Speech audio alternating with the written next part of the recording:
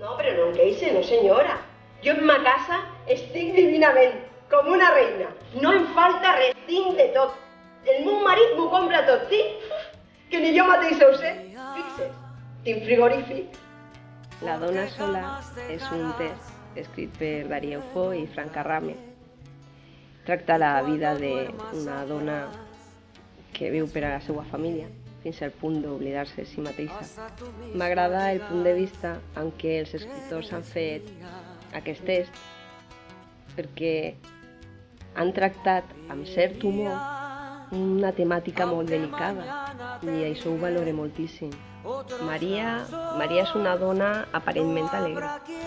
Maria verdaderament viu darrere d'un món d'insatisfaccions, de penúries, de llàgrimes.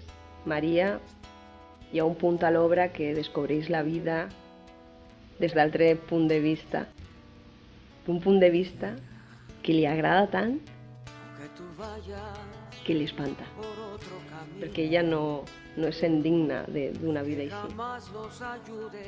Maria és una dona que amaga les seues misèries darrere d'un somriure i una dona que, com tantes altres dones, riuen quan el que verdaderament volen és plorar. Què més voldré, si després de tot només sóc una dona?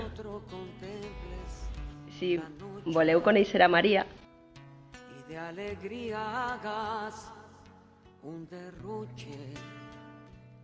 Nunca te olvides, sigue siendo mía.